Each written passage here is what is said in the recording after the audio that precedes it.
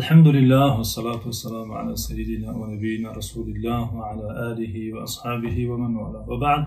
السلام علیکم دوستان عزیز گرامی. تمنای آسودگی و عافیت یکایک شما را داریم. امروز بینندگان عزیز با دیگری از گفته‌های بزرگان اندرزهای پیشینیان اسلام. امام فاریابی در کتاب خود تهذیب خالصة الحقائق از اهل معرفت نقل آورده، آنگونه که تعبیر کرده که گفتند كل بلاء يقربك إلى الله تعالى فهو نعمة وكل نعمة تبعدك من الله تعالى فهو بلیه.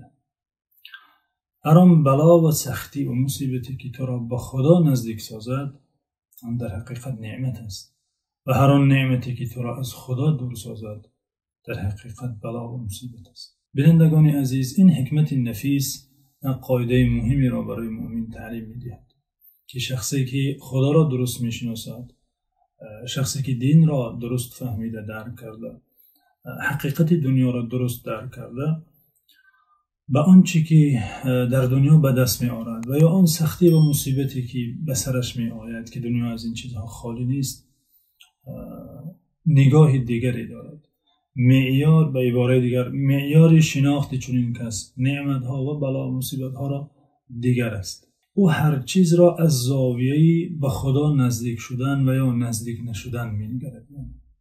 هر آنچه که به دست می‌آورد از نعمت، از منصب، از جاه، از فرزند، از هر چیز دیگر که در دنیا به دست می‌آورد، می‌بیند که این چیز و این عطا و این بخشش خدا که برای او داده آیا باعث می‌گردد که به خدا نزدیکتر شود، آشناتر شود، شاکرتر باشد، بنده مطیع‌تر گردد، صالح‌تر و نکوکارتر گردد؟ اگر چنین است، پس آنچه که به دست آورده از این چیزهایی که نامبر شد و غیره از هر دستاوردهای دنیا، پس در حقیقت نعمت است. میتوان آن را نعمت گفت. اما اگر این چیزها باعث گردند که از خدا دور شود، از خدا غافل شود، از طاعت بیگانه شود، پس آن دستاوردهایی که از مال دنیا، منصب دنیا، هر چیز دیگر که به دست آورده، نمیتوان آن را نعمت نامید، بلکه نقمت است. اینچنین دوستان گرامی، این گونه شخص که خدا را درست شناخته، حقیقت دنیا را درست درک کرده، به مصیبت و بلاها و سختی ها نیز چنین نظر میکند. معیاری شناخت مصیبت ها نزد او نیز این است که به خدا نزدیک میسازد و یا نه. اگر بلا و مصیبت آنگونه باشد که بنده را به خدا نزدیک میسازد، به سوی خدا برمیگرداند، در حقیقت آن مصیبت و بلا در ظاهر مصیبت و بلا است، اما در حقیقت نعمت است. چون که به خدا نزدیک میسازد و انسان چون به خدا نزدیک شود سعادت دنیا و آخرت به دست میآورد. پس این نوع مصیبتی که باعث میگردد بنده به سوی خدا برگردد و به خدا نزدیک شود، بهتر از آن نعمت است که بنده را از خدا دور میسازد. بهتر از آن مال و منصب و دارایی هایی است که باعث میگردد که بنده مشغول آن شود و از خدا غافل گردد. بنابراین مؤمن واقعی دوستان عزیز، نگاهش به زندگی، به دنیا چنین است. نگاهش به دستاوردهای دنیا یا به سختی و مصیبت‌های این روزگار چنین است. معیار اساسی در نزد او این است که این چیزها، این سختی ها آیا او را به خدا نزدیک می سازند و یا باعث می گردند که دور گردد. اگر نزدیک سازند پس نعمتند، صرف نظر که آن بخشش و عطاست و یا مصیبت و سختی. مهم این است که او را به خدا آیا نزدیک می سازد و یا نه.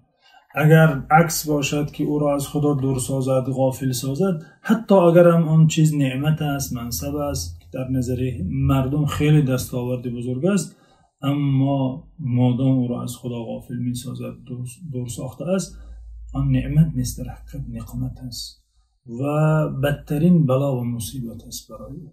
گرچنده که در ظاهر خیلی چیزی خوش می نماید و شاید هزاران نفر در تمنای مثل او چیزی داشتن باشند، اما در حقیقت امر چون این شخص در بلا و مصیبتی گرفتار است که حجم آن را، زیان آن را تنها خدا می داند.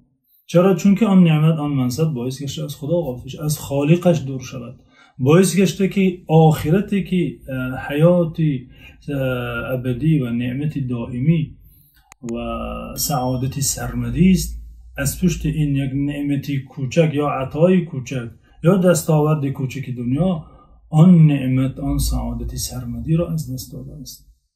به امید شناخت نعمت ها و به امید شناخت حقیقتی اشیا در این روزگار.